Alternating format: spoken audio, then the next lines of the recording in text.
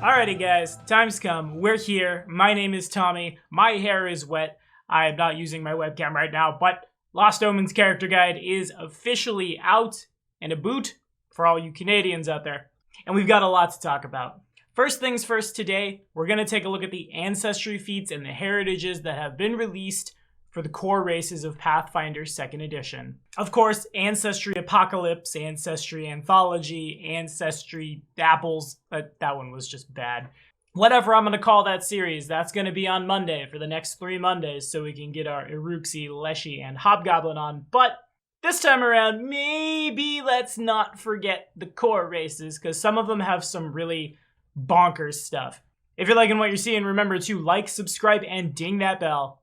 Today, this episode of your Pathfinder 2nd Edition coverage was brought to you in part by Michael Baker. Thanks for your help, man. Now, here we go. Okay, so we're not going to touch on every single solitary last ancestry or feat in this book, but we are going to touch on the ones that are impactful, the ones that are good, the ones you want to have. Some races, frankly, just come out much better than others. Some races prefer to eat bugs, like the picture of this goblin here. No one taught that dwarf manners. Clearly you should not have your beard on the dining table. And I guess before we get super far into this, I love the amount of lore that has been released in this book for the core races. I wasn't expecting to see dwarves with purple beards, let alone beardless dwarves, let alone dwarves that don't live under mountains. It makes for a really, really diverse universe and maybe might actually make me want to play a dwarf for more than just that 10 HP. Anyway, starting with the humans.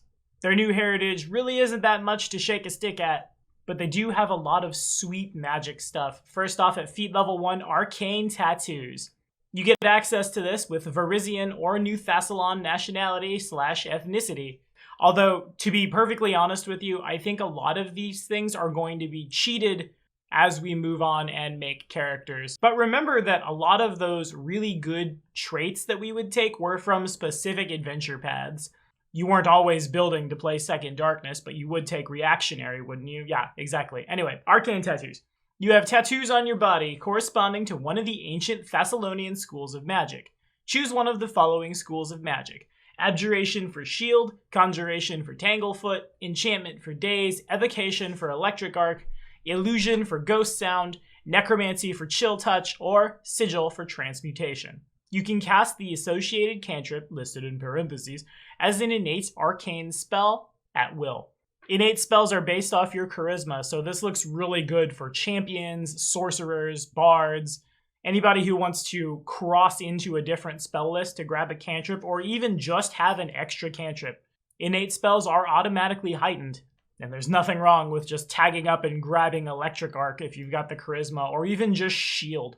Arcane Tattoos definitely has some upgrades as they go to get access to other spells, but those only come down in the form of once-a-day things, and so I'm not exactly sure if they're anything I would want to take. Dragon Spit functions the same way. For those of Tian Dan ethnicity, Draconic Heritage manifests in Acid Splash, Electric Arc, Produce Flame, or Ray of Frost as an innate arcane spell at will, and when it's cast, it emanates from your mouth. But actually, probably dragon-flavored.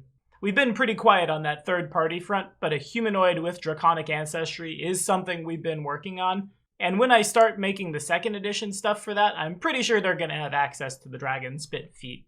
This one upgrades as well, but the upgrades are kind of just strictly worse than what you would get as, say, a draconic sorcerer or barbarian. Last but not least for the humans, Viking Shieldbearer at feat level 1. I'm not sure why this wasn't called Ulfin Shieldbearer, but I appreciate it. You trained with shields and weapons as soon as you were old enough to hold them, eager to win honor and glory for yourself. You gain the shield block reaction and are trained in your choice of the battle axe or longsword. Pretty good considering not all of the martials have shield block without a general feat. Trained with the battle axe, trained with the longsword, we can probably take or leave those. But this would save you a general feat to grab this on an ancestry feat, and for some builds, that's probably really clutch. Again, there's about 1 billion more ancestry feats for humans and half-elves and half-orcs, and some of them are pretty good. I want to look at this through the lens of what is best, though. Next, the dwarves. Non-bearded or otherwise. We talked about energy emanation already, but the Anvil Dwarf heritage also comes out with this book, and it looks pretty good. You are a descendant of a famed crafter and have your own amazing talent. Other dwarves might consider this a blessing from your ancestors or from the Forge Father himself, depending on where you grew up. You become trained in crafting, or another skill if you were already trained in crafting, and gain the specialty crafting skill Feat, but you can pick 2 specialties instead of 1. Is this better than having a reaction that helps you against magic? Honestly, maybe. If you're playing a dwarf that has a lot of other reactions, a dwarf champion, a dwarf fighter, yeah, maybe it would be better off to grab the crafting stuff, especially if your game has a lot of downtime in it. Certainly, it is in fact very flavorful. Ancestry feats aside though, I think the dwarves were already pretty front-loaded. Nothing here is showing up that is really just super fancy. There is some flavorful stuff for the clan dagger. I think I'd rather just have a boatload of hit points. Elf players have access to one of the almost bestest heritages in Ancient Elf, like we talked about. Choose a class other than your own. You gain the multi-class dedication feat for that class, even though you don't meet its level prerequisite. You must still meet its other prerequisites to get the feat. That would be so good if it allowed you to cheat the level 4 prerequisite of the archetype feats, so you could start grabbing class feats from your archetyped class. As it stands now, it just gives you the dedication for free, so that frees up your 2nd level class feat and possibly gives you like a different proficiency in something from jump. Elemental Wrath for charisma-based elves works the same way that Dragon Spit and those arcane tattoos do.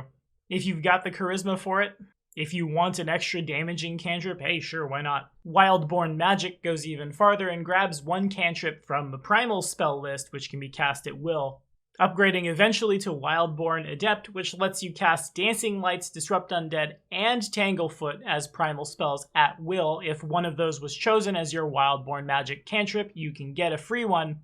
Lastly, I guess the elves came out pretty good. Wandering Heart, if you're an Arctic elf, Cavern elf, Desert elf, Woodland elf, or any other elf heritage based on adapting to an environment, after spending a week in an environment associated with an elf heritage, your heritage automatically changes to become that heritage, which obviously makes it a little easier for you to survive in that environment. If you expect to do a lot of traveling, and a lot of traveling to places where the land is hostile, might pan out for you. Next, the gnomes.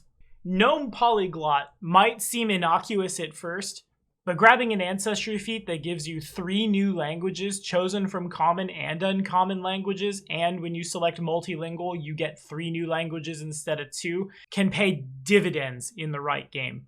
Right now, I'm GMing a game here at the house that's taking place across Galarian's system. From jump, no one could speak the native language of where they went, or even really knew what a Lashunta was. A few sessions on, we're on Triaxis, and everyone speaks a different language, so people are having to keep up with linguistics or spells. The gnome can get out ahead of things by grabbing an ancestry feat, which isn't bad. Life-giving magic as a reaction once per minute when you cast an innate spell from a gnome heritage or ancestry feat, giving you temporary hit points equal to half your level minimum 1, probably sees play somewhere. Theoretical Acumen, though once per day, and we've dogged on those a lot, I think this one might actually pan out. When you succeeded a skill check to recall knowledge to identify a creature, you study a creature's form and behavior to hypothesize likely means of overcoming its strengths. Once before the end of your next turn, you can use the skill modifier from the triggering check in place of your saving throw modifier against one of the creature's abilities. In place of your perception check to seek it, in place of your deception to feint, or your intimidation to demoralize. Alternatively, against one of the creature's attacks, you can use your DC for the skill used in the triggering check in place of your AC. If you've got a really high intelligence or really high wisdom, or if nothing, this could be really clutch for us. Use Theoretical Acumen to use your better than your save, better than your AC if you rolled well. Yeah, that could save your life. Well done, gnome. Unexpected Shift looks kind of blah at first. As a reaction when you would take damage from an attack, spell, or other effect, you roll a DC 16, which is pretty high, flat check. On a success, you get resistance to all damage equal to your level against the effect, a +2 circumstance bonus to saving throws against the effect until the start of your turn, and you get dazzled for a round. But grabbing Fortuitous Shift as well reduces that flat check's DC to 11, and you're no longer dazzled if you passed. Not the worst ever. Goblins are next. Of course, the Tailed Goblin Ancestry. Playing the Monkey Goblin, reducing the number of free hands needed to climb or trip by 1, not horrible. But where we're really shining here is Ancestry feats to just front load the goblins even farther. Fang Sharpener, if you're an Iron Gut Goblin, could give you a Jaws unarmed attack that does 1d4 piercing.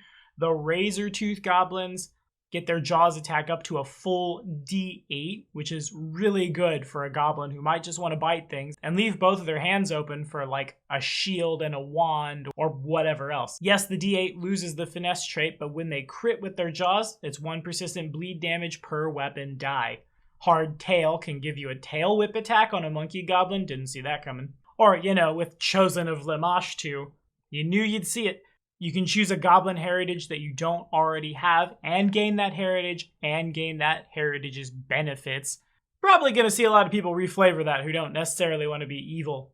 Unbreakable Bouncy Goblins can take Roll with It as a reaction when you take a big hit, specifically when a foe hits you with a melee weapon or an armed attack. Your foe can move you any distance of its choice up to 30 feet in a direction of its choice. Triggers reactions as normal, is not forced movement. You fall prone, you are stunned 1, but on a DC 6 flat check, you take minimum damage from the attack. On a critical success, if the attack was a critical hit, you don't take double damage from that crit, and then sudden charge again.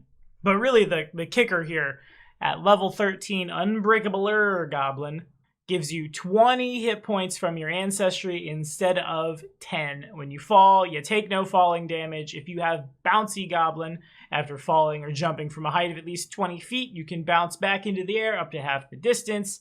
These bounces continue until you fall less than 20 feet. We're not concerned about being the humanoid bouncy ball. We're concerned about 10 extra hit points. Get adopted by Dwarves, get toughness, mountain stoutness. Suddenly you've come out even better than them. Dang, little goblin tanks it is. Last but not least, the Halflings. Probably the best ancestry of the core ancestries, at least right now, and they continue to get better. At feat level 5, if you have Halfling Luck, Shared Luck. You can use Halfling Luck when an ally within 30 feet fails a skill check or saving throw to allow the ally to re-roll the triggering check instead of you re-rolling your own failed check. As usual, your ally must use the new result, even if it's worse. If you have Guiding Luck, you can't use Guiding Luck's effects that apply to attack rolls and perception checks to use Shared Luck to benefit an ally. The rich get richer. If there are 2 people in the party adopted by Halflings, or 2 Halflings, or 1 Halfling and their adopted child, I guess, both with Halfling Luck, 1 with Shared Luck, it's added insurance in the world of 4 degrees of success that you don't roll that 1 on a really, really clutch save. And 30 feet was how close a witch had to stay to you to keep you fortuned in 1st edition. Seeing some parallels there. But wait, there's more. Last but not least, Incredible Luck, which allows you to use Halfling Luck once per hour rather than once per day. If you have Guiding Luck, you can still use Halfling Luck when you fail a perception check or attack roll only once per day, though you can use it within the same hour that you used Halfling Luck. And if you have Helpful Halfling, you can still use Halfling Luck on an ally instead of yourself once per day. Which then, if I'm doing my math right, should tax the Halfling's ancestry feats all the way out. Lucky Halfling, Guiding Luck, Helpful Halfling, Incredible Luck, and Shared Luck for all 5. Helpful Halfling, of course, on a critical success to aid, you grant your ally a +3 circumstance bonus if you have expert proficiency rather than 2. It's a 4 if you're master. If you roll a critical failure, it's not a -1, but whatever. We can have 1 tax to keep people going forever and ever. Now, being adopted by Halflings means you don't necessarily have access to all these. I'm starting to think that a Halfling in the party might be a piece of what the optimized party in 2nd edition looks like. Didn't think I would see that on an Ancestry, but alright, fair enough, sure. What are you guys thinking? Have we picked up our Lost Omens character guide? What are we playing? What are we rolling up? What's missing? What feats do we need to see come down for the core ancestries to keep them relevant throughout all of Pathfinder 2nd edition? Throw it in the comments. And thank you guys, as always, so much for watching. We'll talk about those new archetypes this coming Friday. Kinda in the same vein. What's good? What should we have? What's helping us crush our enemies, see them driven before us, and hear the lamentation of the 5e players. See you next time.